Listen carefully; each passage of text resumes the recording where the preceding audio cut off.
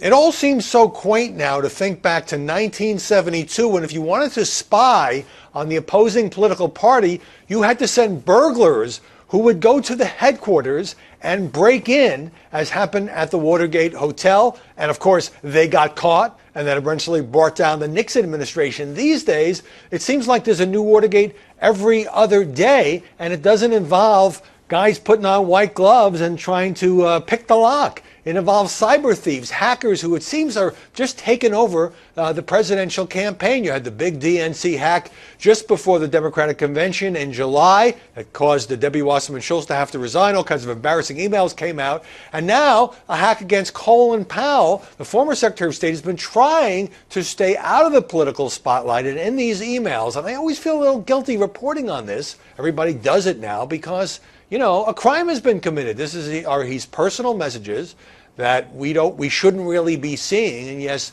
they become news, and they become news in a way that nobody even kind of stops and says, wow, this is really a terrible invasion of privacy, as used to be done in recent years when this was more rare. So in various messages to former aides and others, Colin Powell says that Donald Trump is a national disgrace. He also complains about Hillary Clinton, trying to drag him into the spotlight by using him as cover in the email scandal, saying that he was the one, which he disputes, that told her it was okay to use a private email server at home, and also saying that HRC, Hillary Rodham Clinton, can't seem to do anything without screwing it up because of hubris.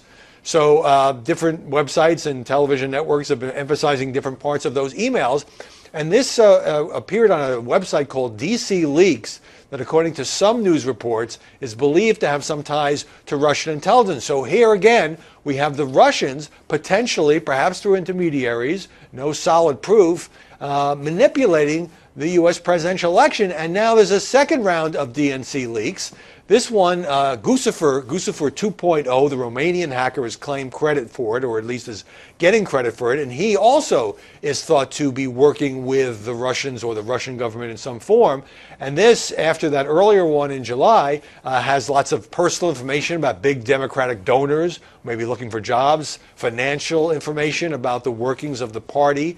And Julian Assange, who of course is the founder of WikiLeaks, which put out the earlier DNC stuff and went on TV and a bunch of videos and said, we're putting out more stuff, and seems to want to damage the Clinton campaign.